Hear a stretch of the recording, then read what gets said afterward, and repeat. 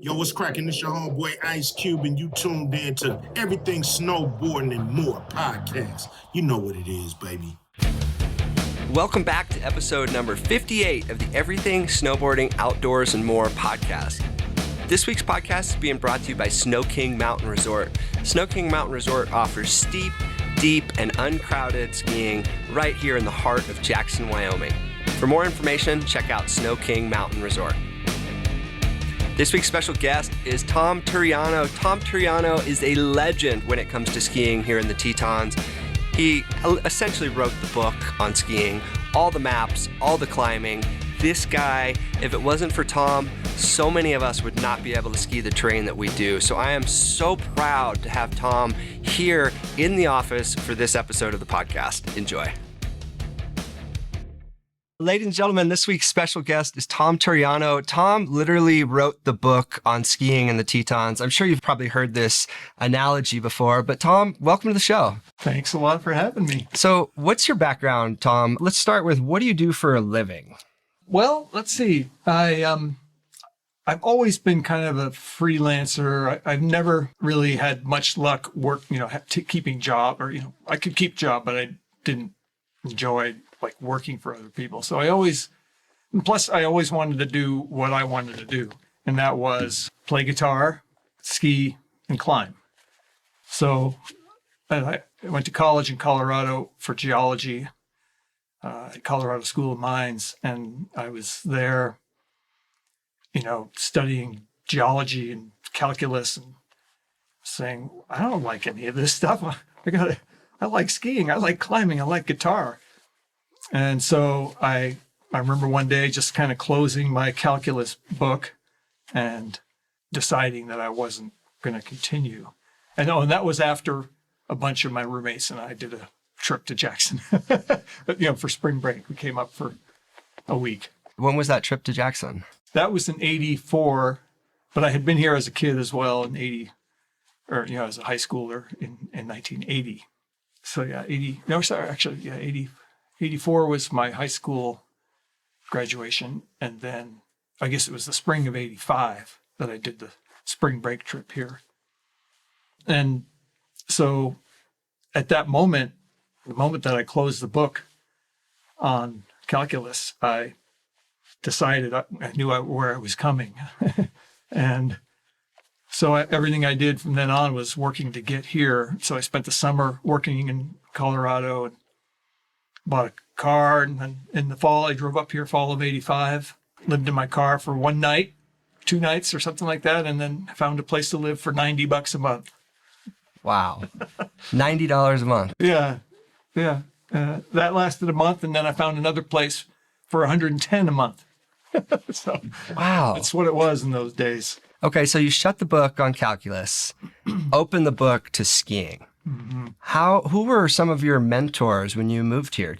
Were there people that had been in the Tetons for a while that you kind of looked to that helped you and your friends kind of explore the backcountry? Or were you kind of more of just doing this on your own with your friends? Well, when I got here, I didn't really know what I was going to do, but I wanted to be a ski instructor. And so I interviewed with Peppy Stiegler at the Village, and I ultimately wanted to work at the Village, but I don't know. I just didn't feel warm to me there. So I also talked to Jim Sullivan at Snow King, and wow, I mean, night and day, warm and cold, And so I said, I'm going to go where it's warm, and I worked at Snow King for winter of 85, 86. 86, 87, 87, 88. And then the winter of 88, 89, I switched over to Jackson. But right when I got here, that fall, after I decided to interview with Jim Sullivan, or after I decided to work at Snow King, Jim said, "Oh, Bill Briggs has an empty room." So right then, I had rented I had moved in with another place, and there was a guy kind of he wasn't, he was kind of out of control, the drugs and alcohol. And he stored his cooking knives on top of the refrigerator. I stored bread on top of the refrigerator. So I put my bread up there. He put his knives up there. And one day I pulled my bread off and down comes the knife right through my foot. And I just remember that. And, and then Bill Briggs said, we got to get Tom out of there. And that's when Jim Sullivan said, Bill's got a room. And so I moved in with Bill Briggs and he became my mentor. And another roommate that moved into there was Tom Bennett. And so Tom Bennett and I he was the first person I really started doing big adventures with on skis. I'd skied on the pass with some friends that I worked with at, busting tables at the Cadillac or at Burger King or whatever, wherever, what was Wendy's? I worked at Wendy's. But, so Tom and I took it kind of to another level for me, and that was to start exploring the ranges around here on skinny skis, light gear, touring gear with metal edges. And we would, when the weather cleared for an extended period and we judged the hazard to be low, there was no avalanche forecast in those days, at least not that we knew about or listened to. We would take off and just bring a sleeping bag and a pad. And we very rarely brought a tent. And this is in the winter. We did, I don't know, dozens of trips in the Tetons, in the Grovant, in the Absaroka, crossing these ranges with little skinny skis and a sleeping bag and no bivy sack either, because we knew we did it because the weather was good. We would only go when the weather was perfect. So we didn't need a tent, right? And so we'd cross these ranges and carry our gear up high and bivvy high in the winter, just laying our sleeping bag out. And we'd put the MSR stove, next to our heads. And one of us would get up and light the stove in the morning, and we just brew up out in the open air. It was pretty cool, those adventures we had. And Tom had worked at Knowles and he'd been skiing around. He'd actually been done quite a bit of mountaineering before I met him. He'd already been a guide. He'd already been climbing in Europe and Canada, and I had done none of that.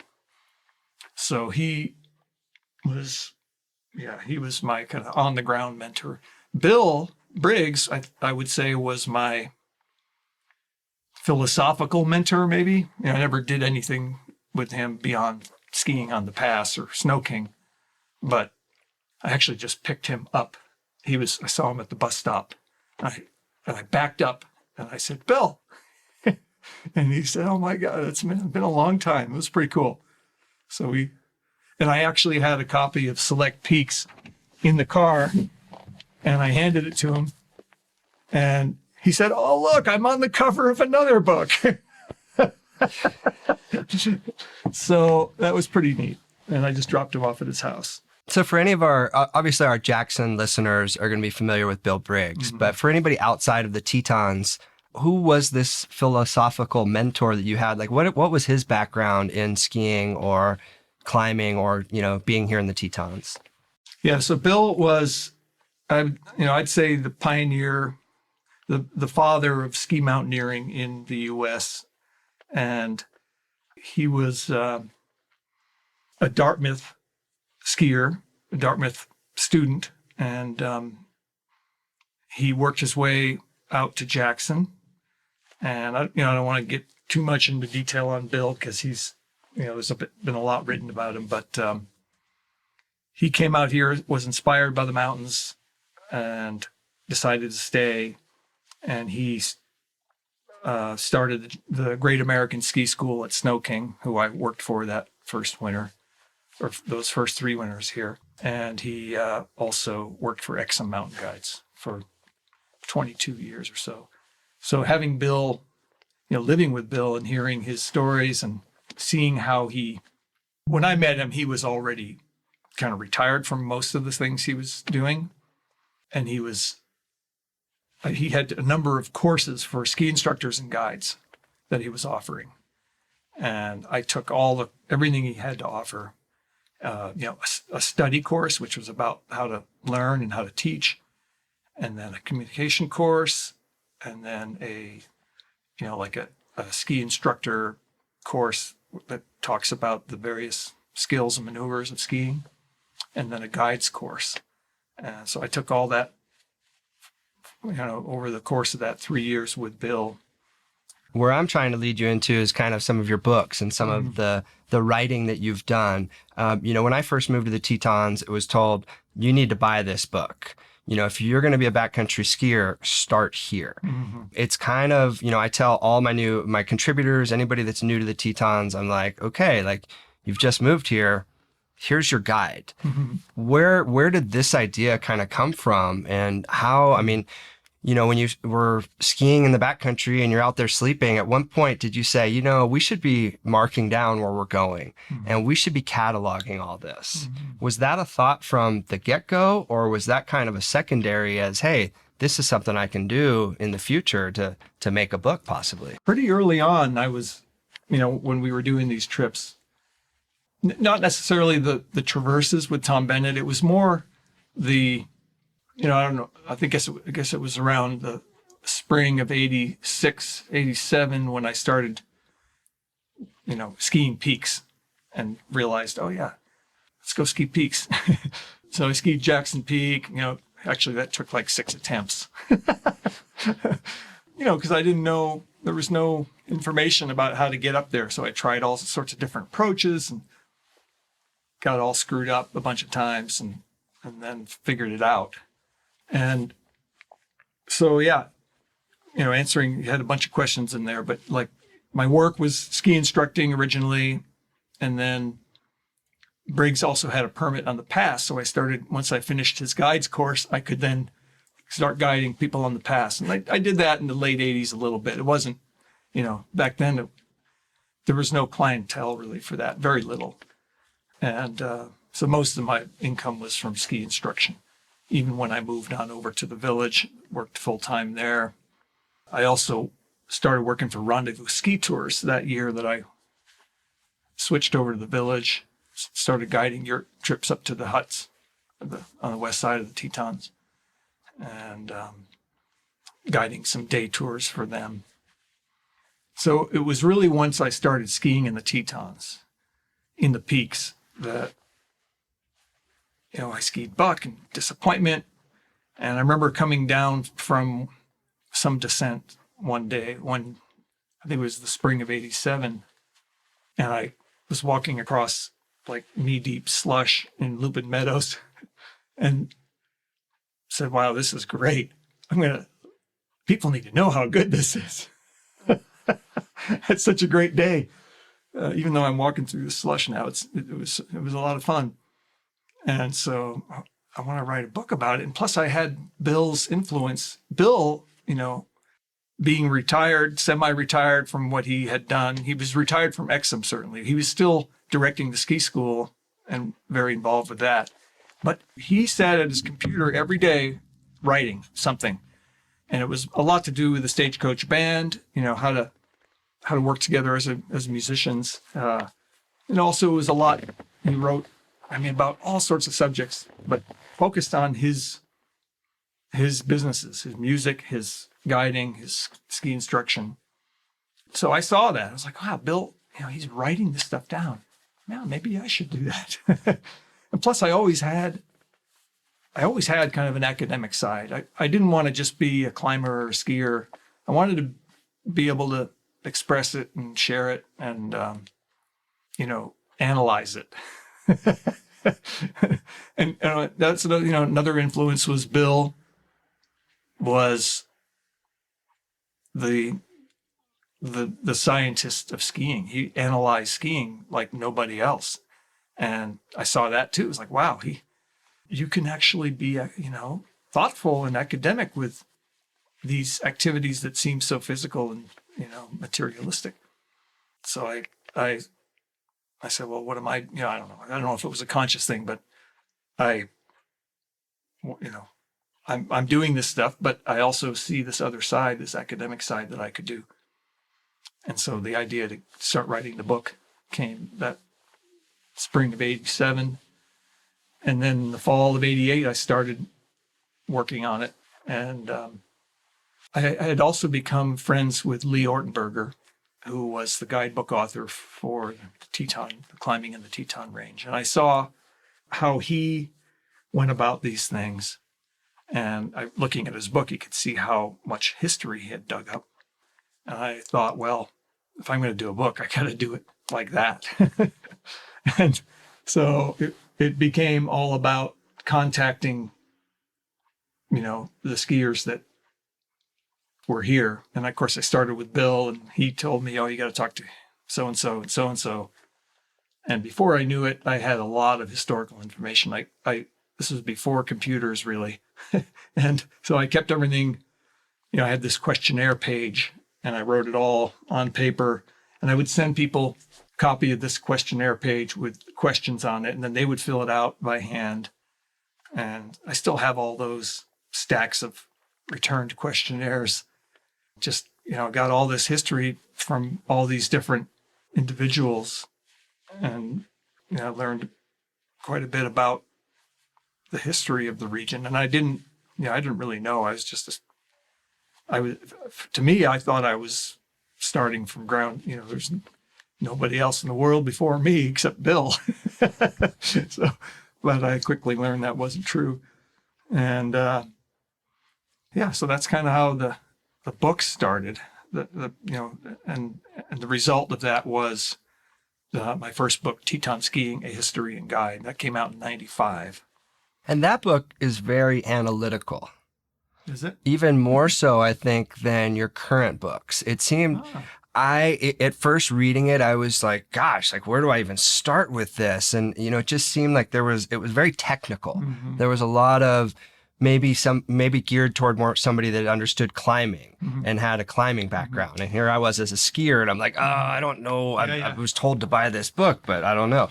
Yeah, and there's not a lot of photos, so it's not a lot of eye candy in there. Versus your guidebooks now, you're actually showing you've gone and done aerial photography. You've gone out with people. I mean, you've cataloged everything that you've skied, and that must in itself have taken dozens of years. Yeah, I'm 57 now.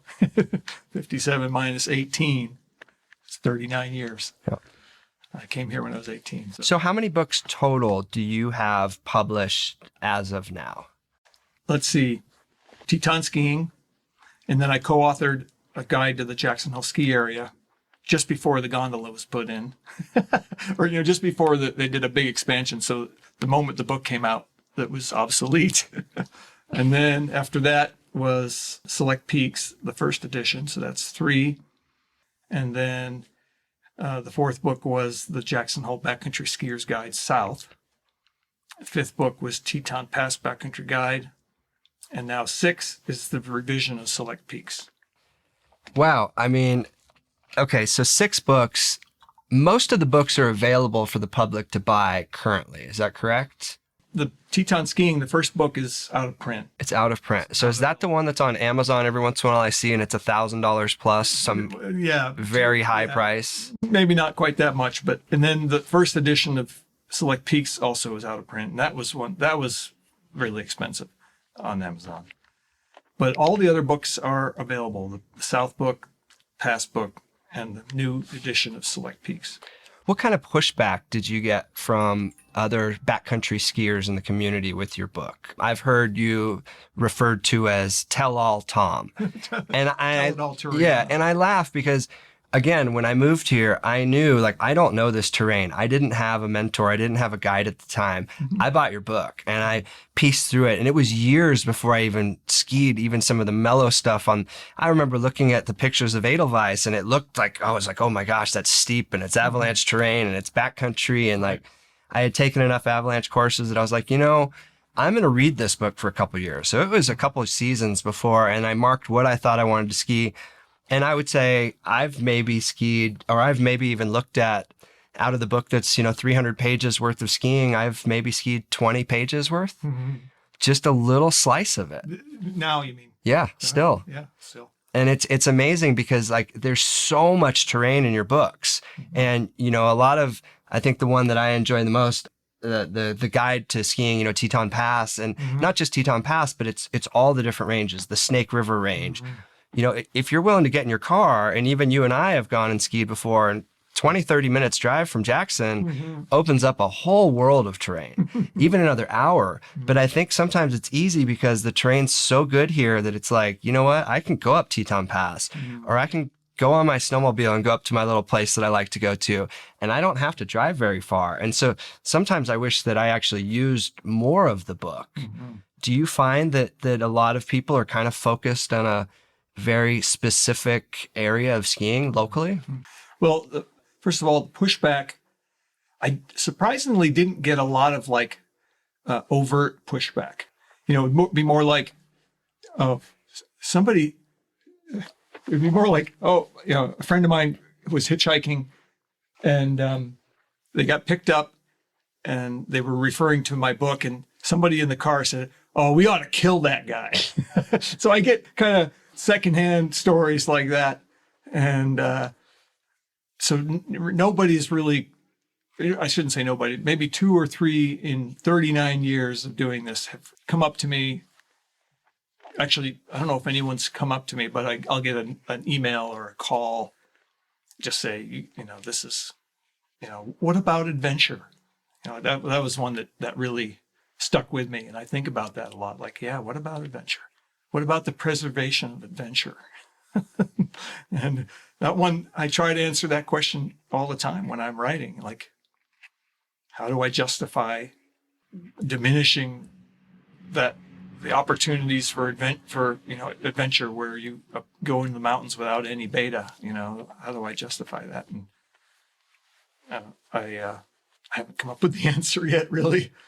Well, and you're doing a great service to not only the local community, but to also people that are visiting, because, it's a great way if people do want to ski in the backcountry, and, the books are a reasonable price, $100 or less. I mean, it's a good, if you're not going to hire a guide, that's, you go to other places, they have backcountry ski maps. You go up to Roslyn or BC. I mean, it's like there's areas like this is where you ski, this is where you don't ski.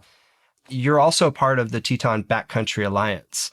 So, part of your job is, writing these books and telling people to go out and ski, but also there's a conservation aspect that you fully embody and understand.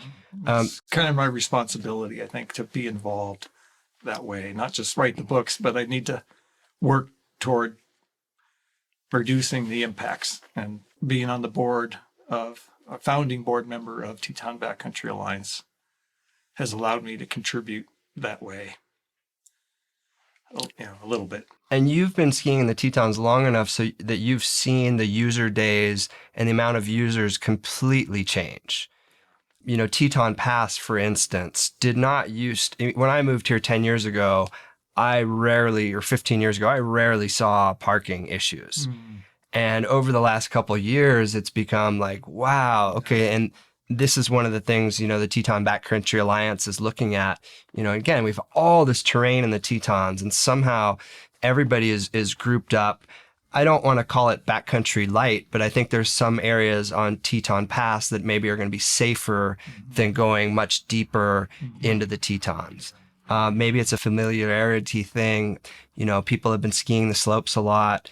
It's access. It's access. Yeah. Just, there's really no better place that I know. Of course, I haven't really traveled that much for skiing, but where you can just drive for 20 minutes and you're in some of the best moderate ski terrain anywhere with snow on it, with really good snow on it. There's another terrain that's probably better, but it doesn't have the snow that Teton Pass has. And that's what makes it so special. So if you're skiing the pass, boot pack or tour? I do both. You do both. I don't like boot packing, but there are times when the skiing up Glory it's just going to be better. It's pretty obvious when that is, when elevation really matters.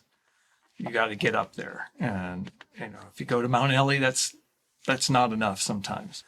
And there's hazard too. If you go to Ellie and you want to ski cold north facing, then you're kind of stuck on some pretty dangerous terrain in the Bear Claw and Avalanche Bowl. Whereas on Glory, you can get up and ski some high elevation north facing, and it's more moderate. So I do mix it up. But if I had my choice, always head south skinning. And I like to go. I like Black Canyon. I like the Black Hole. I really like those areas. Just feels like you're way out there, and the skiing is often really good. Great terrain. Yeah, I feel very similar. I enjoy going up the boot pack and getting, the Northeast Ridge and some big steeper shots and lots of snow. But for me, touring is just the solitude and the feeling of the quietness and the terrain. The farther out you go, you get away from people, and it just opens up and just becomes so beautiful back there and so much stuff. Do you have a favorite run of skiing in the Tetons? Whether in the Backcountry, Snow King, Jackson Hole Mountain Resort. I mean, it's hard. I mean, I don't know. And you don't have to tell, the audience as well. Yeah, I think runs in Snake River Canyon come up into my mind. I ski down there a lot in the Red Light District and on Bigfoot Ridge, and I ski those a lot. Okay, you have all these fancy names. How does the naming aspect come apart? Like you've got your book. Mm-hmm. Were you the one that named all these runs? A lot of them. Really? Just because I didn't want to have to say, oh, the ridge, 3 ridges over from such and such a ridge. That's 2 ridges over from this other unnamed ridge. I had to, in order to describe it tersely, briefly, I had to come up with names for these places. So I just made them. Red Creek. So the Red Light District. I don't know. Ketchup Creek. Anything that was red. Is this just on the fly? You're out there, you ski it, you come up with the name of it right then, essentially? Sometimes it's when I'm sitting in front of the computer realizing, oh, geez, how am I going to refer to that thing as tersely as possible? I guess I'll just name it. What about Ketchup Creek? I love it. It's fun. Yeah. I don't know. Since it wasn't named before and I'm writing a book about it, I figure I can take that liberty. Well, I know you've named a peak after one of my mentors, Bruce Hayes. Mm-hmm. And I know you've named a peak after one of my friend's sons, Axel Koch, Stephen Koch's son. Yeah. I think it's fun. I mean, I love... Obviously, you put the history in. You've been here long enough. Your books are great. I mean, tell us about the new revision of Select Peaks. Okay, so yeah, this is, I don't know. I consider this to be my best accomplishment writing wise. And it's, when the first edition came out in 2003, it sold out in about 5 years. And I was going through some life changes around that time, and I had started working on the Jackson Hole Backcountry Skier's Guide South book. So I kind of put the revision of this on hold. And also the Teton Pass, the first edition of the Teton Pass book came out around, in 2016. So I had other projects, I had life stuff going on. But in the back of my mind, the revising this book was really the most important thing that I wanted to do. Not only to revise it and make it better, because in the interim I had received, hundreds and hundreds and hundreds of emails from people saying, oh, you got this wrong, or, actually I did this, or, XYZ, lots of things, lots of new information came about. So I felt the responsibility. I gotta make this as accurate as I can. And the other reason was when the first edition came out, I had only climbed, or not, I shouldn't say only, but I had climbed 85 of the 107 peaks that I feature in the book. And the main reason I came up with the idea to do a book was because I wanted to climb these peaks that I had selected. And there are 107 of them, and I had 22 left to do after the first edition came out. So those 22 peaks, in order to finish the goal of climbing all 107 in the book, it was important to me to do that, to finish those.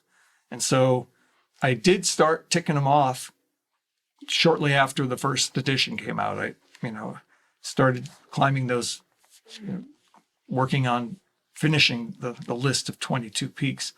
And it actually worked out really well because I finished the last one, Mount Helen, literally a couple of days before I sent the book to the printer.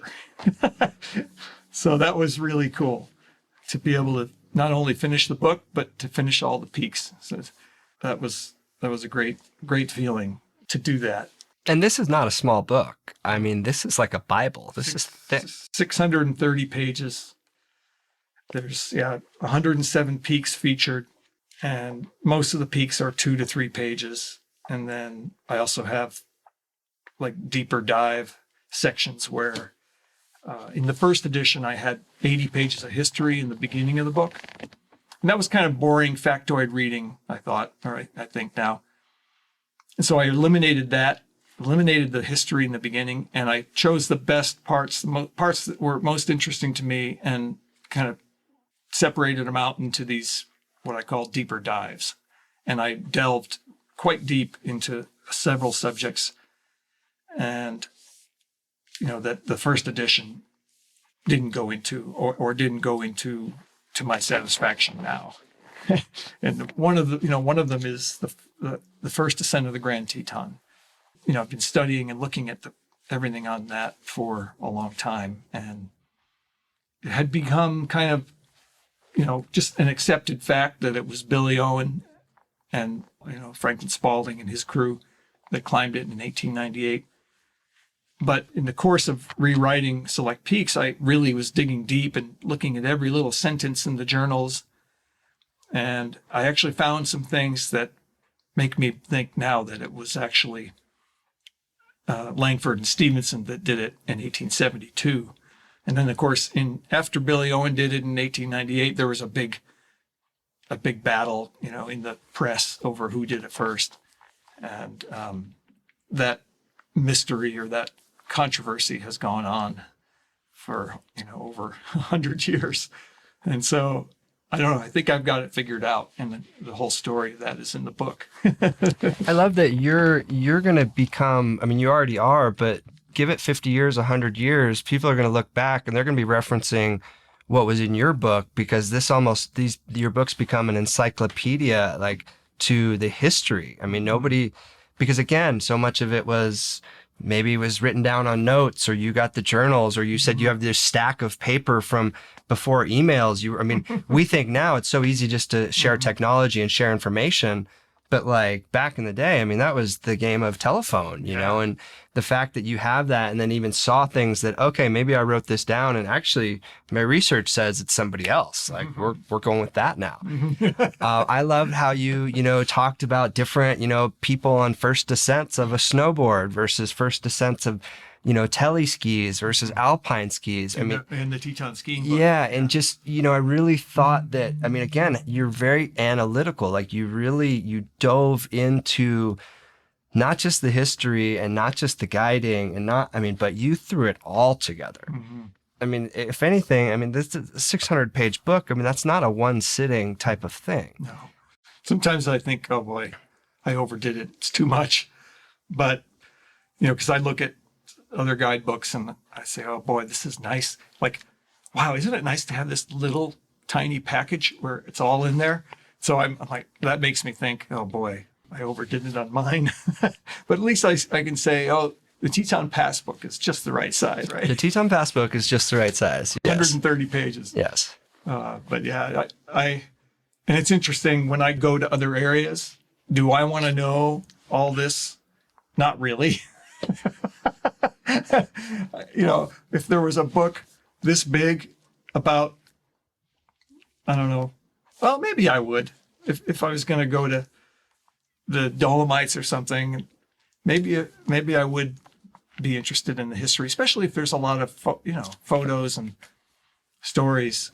And especially for the people that live there, because again, I mean, you just moved to the Tetons and you want to know about climbing and skiing in the Tetons, start here. Yeah, if you're going to move somewhere, exactly. Yeah. Definitely, if you're going to move there, or you're there. Yes. Like most of the sales for this book are in Bozeman, where there's a lot of mountain enthusiasts, and they associate with Greater Yellowstone up there.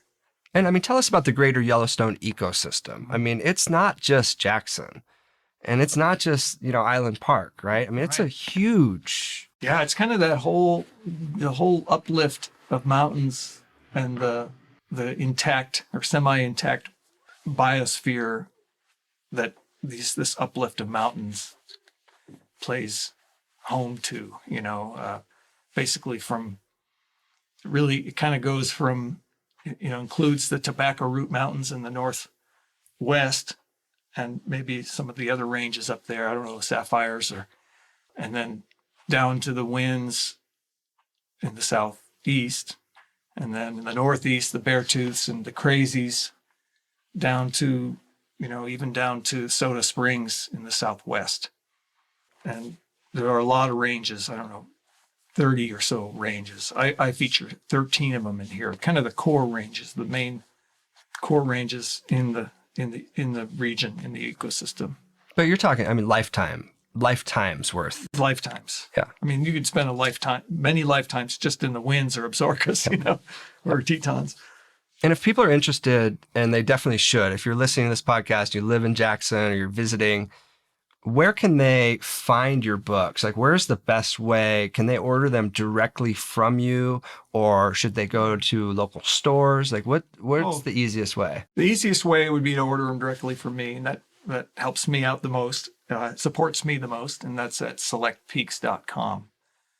But then I have them in, 2 or 3 dozen stores around the region in the Greater Yellowstone region. These would make for epic Valentine's Day gifts. I mean, when I first moved here, my mom bought me one for Christmas. I was so happy. It was like, how did you know? Wow. She somehow, Which one did she give you? It was the Teton Path South book to start. And wow. I think she got it from Wilson Backcountry, called and said, hey, my son just moved here. Do you have any? I was so floored. I was like, wow. And it's still something that's, in my collection.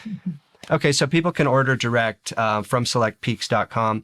What about skiing with you? Do people ever have the opportunity to go out and ski with you? Is that something that you ever offer? I've kind of, I've gotten out of guiding. I worked 26 years with Exum, and, long time, two decades with Rendezvous Ski Tours, and 26 years with Jackson Hole Mountain Resort as a guide and instructor there. And I'm pretty much kind of retired from guiding now, but except, around here anyway, I'll still guide on, international trips and Alaska trips, things like that. For example, I'm going in a couple of weeks to Alaska with a group, and then we've got a local guide that we're hiring. So I do kind of big trips like that, and I enjoy that. Well, it's always great when I see you out skiing in the Tetons. I know I'm in the right place if I happen to run into you on that day. We do run into each other a lot out there. So it's like, we were thinking the same thing. It makes me feel good. I'm like, okay, cool. Like, again, because you're, somebody that I look to as a mentor, through your book and the times that we've skied together and just watching how you approach the mountains. And it seems like there was a time that you guys were backcountry skiing without the access to the Avalanche Center, without the technology that we have now, whether, the beacons that we have now, or, the skis in particular, being on skinny skis. And then all of a sudden, you had to know how to actually be pretty proficient at skiing. And so you guys were doing all this. I talked to people that have been here a long time, and they said, we didn't ski down the gut of glory in the middle of winter. That's right. We didn't. And so you guys approached, and you're still here to tell these stories. And it's very different. It seems my new contributors, even this year with all the avalanche cycle that we had early season, I told everybody, hey, just back off. I know you've got stuff that's due, don't push it. It's not worth it. Our snowpack has gone more continental. This is like Colorado. Like, just give it some time. Because again, it seemed like the way that people skied in the 70s and 80s in the backcountry here was from my assumption, it was more conservative than it is today. Yeah, definitely more conservative. I would say so. But there's also a lot more knowledge out there now with, all the avalanche courses that are available, and then you got the social media, inspiring people to, oh wow, look at that slope. I should ski a slope like that. I want to ski a slope like that.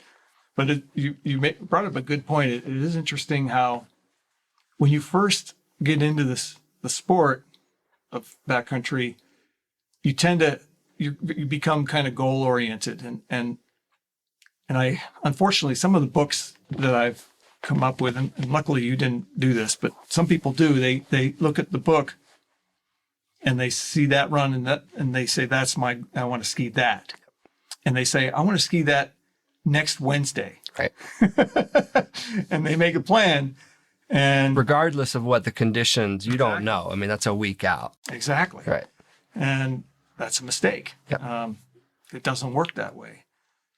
And I think and I used to be that way too. I wasn't looking at a guidebook to have those goals, but it was like, oh yeah, I have a goal. We want to ski, across the range, over Bivouac, traverse Reynolds Peaks, come out Dry Ridge over on the other side. But, we would wait till the weather was perfect and just wait. Now it's time to go. But, I was goal oriented then, but we waited until the time was right. We want to ski the Grand. This spring, we're going to ski the Grand. Okay, wait. I mean, Stephen Koch and I, in the old days, in the 80s, we waited. We spent, I don't know, three springs waiting and living in my truck. I remember just laying in the truck, and it's pouring rain, and we're laying in there like, oh my God, what are we doing? And so, we had all of this time to talk about our life purpose and goals. And so we made a list of descents we wanted to do, Run, Don't Walk Couloir was in there, and Southwest Couloir, Mount Moran, and Northeast Ridge of Mount Moran. All that stuff was on the list. This is in 87, 88. And I think, so we started like achieving some of these things, but I don't know. At some point, I kind of decided that maybe the list is not really working for me, because I felt unsafe. Just having the list like that. I don't know. It's kind of, the list is okay. It's sort of something to aspire to, but it has to. You got to balance it out with knowing when it's time, and so I kind of backed off from doing the list. And Stephen kind of kept going. He kept going with it. He did some amazing descents. Spooky Face and Black Ice Couloir and Northeast Ridge on Moran, and just to name a few. He did dozens of first descents on a snowboard, and I kind of backed off from that and realized that I just didn't have the tolerance for that kind of risk. And so for me, where it's gone to now is I've really gotten into, I guess, figuring out where the best snow is going to be.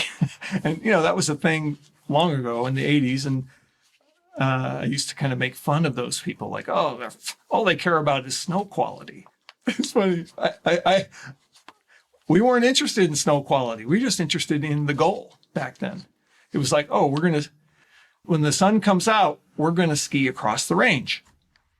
And we're going to do it when it's safe, but the snow is going to suck. But that didn't enter into the equation. Snow quality was not part of the equation for me and Tom Bennett and some of my early friends. It was more just about doing the goal. But now for me, it's really about nailing the snow quality. And I have a lot of tools that I use for that. and a lot of zones that I go to. You know, in my back of my mind, I've got the whole area mapped out, and I look at the various weather around the region and where the most snow fell or where the least snow fell. Sometimes I go to where the least snow fell because I know that where the most snow fell is going to be junk. It's going to be wet snow or whatever, or high hazard. I want to stay where there's no new snow and ski corn or ski a smooth, firm base. Anyway, so I every day I go skiing, I put a lot of thought into it.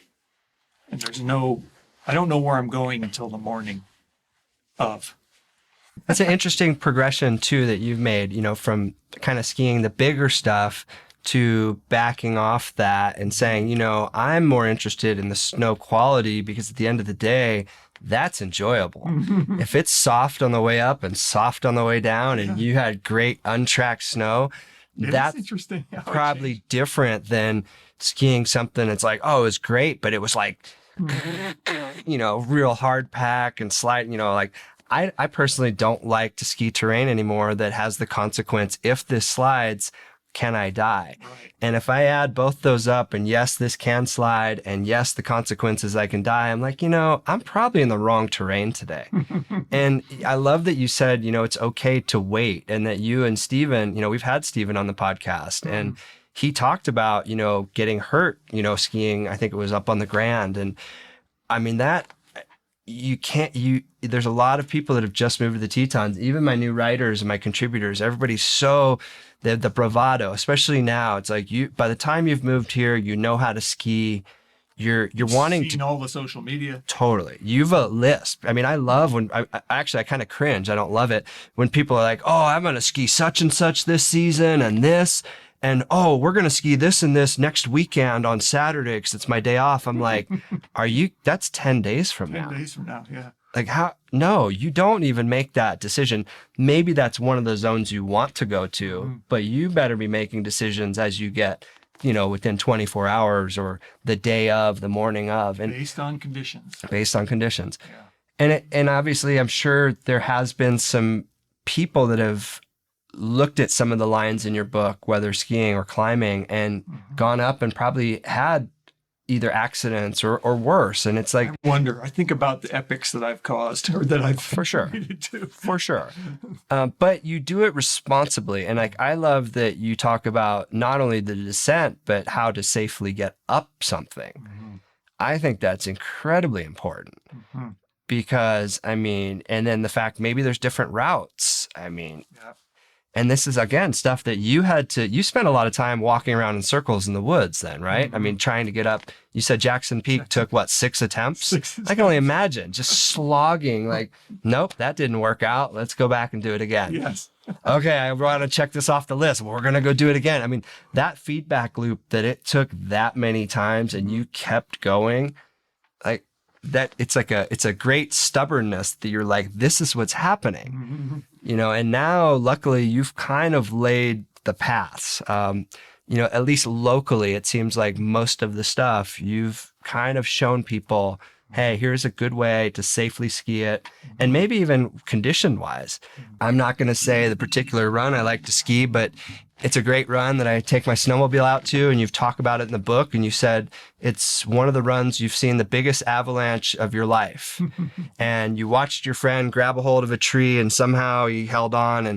And every time I go back there, anytime I even consider skiing that run, I'm like, Could that happen? Could that happen? And if it could. Right. And I'm like, this happened to Tom and his friend. And like, and I ski by myself back there a lot. So I'm like, okay, maybe I'm going to ski one run over that's a little safer that I haven't seen slides on. And I don't know there's this history of slide paths.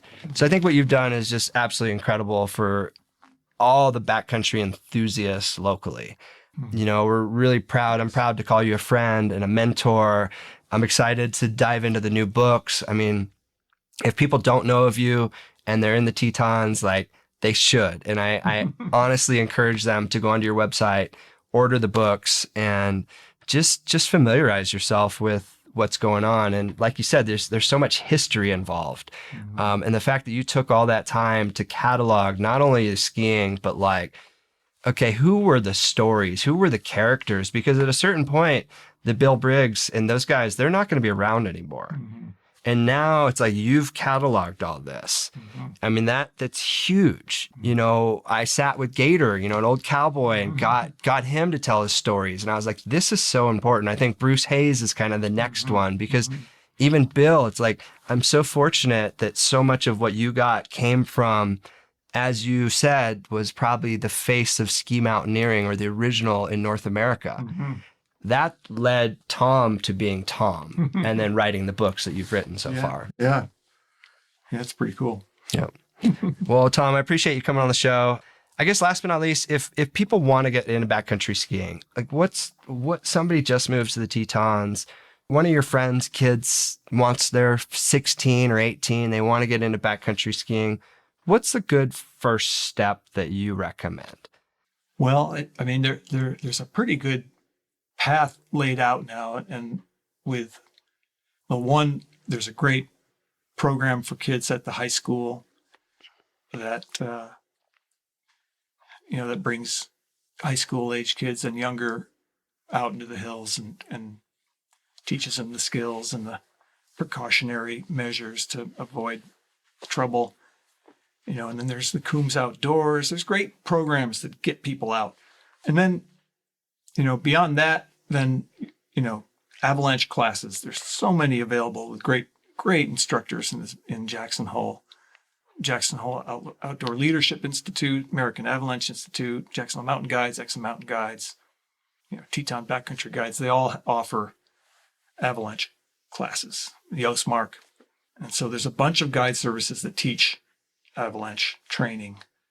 And then, then beyond that, finding the mentor or mentors who you trust and who align with your risk tolerance, types of terrain that you're interested in. And then, if you have the money and the interest, hiring a good guide, and you can learn a lot from a guide. And that can be you can have a paid mentor, your guide, and have a lot of fun in the process, and minimize the amount of running around in circles in the woods. And I love the progression that you mentioned, and that the gear wasn't on there. A lot of people, it's like they go and they buy the gear. It's like, you haven't even taken an avalanche course yet. Start small, take the course, find the mentor, find somebody, like you said, the same risk tolerance. Like, I have friends that they pump their chest. I don't ski with them anymore. I'm very conservative, hippie trees. A lot of people don't like skiing with me because it's not as extreme. And again, can this slide? What's the consequences? I want good snow. So I've realized now that I don't need to necessarily put myself into dangerous terrain. I go in the backcountry all the time. Most of that time is not in avalanche terrain. And that's really started to change. I remember explaining that to my mom. She was so petrified. Like, you're going out there and you're by yourself and with your dog. I'm like, yeah, but I'm skiing stuff that I can control, and that I've done the research, and I know this is slid or it hasn't slid before. Really, I think you've kind of mastered the art of a long career in backcountry skiing. Well, coming from you, I feel like I have a gold halo. Like, woo, I wish we had a video right now. I'm smiling so much. No, yeah, thank you, Tom. And I mean, again, there is a progression, and then at some point, people can use the books and start to use that to have knowledge, even if they're going out with a guide, to know where they're skiing. And then maybe they decide to take that and say, okay, we can do this. We skied with the guide on this particular line. We can go back now that it's safe and we've got the book and you've got it laid out. Yeah. Well, thanks again, Tom. Last but not least, one more time, for people to order the books, where's the best way to buy those online direct from you? Selectpeaks.com. Great. And thank you very much. Yeah, thanks, Tom. Hopefully I'll see you out there skiing soon. Yeah, thanks a lot, Mike. Cool. All right, that is a wrap on episode number 58 of the Everything Snowboarding, Outdoors, and More podcast. Once again, Tom Turiano, thank you for coming on the show. Tom is such an amazing asset to this community. I wouldn't be skiing the lines that I have if it wasn't for Tom, and I'm sure many of our listeners would feel the same way.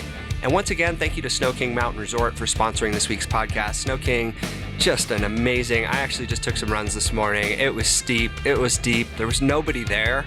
And now I'm back at the office at noon. I mean, how wonderful is that? So thanks again to Tom, and thanks again to Snow King. Once again, this wraps up episode 58 of the Everything Snowboarding, Outdoors, and More podcast.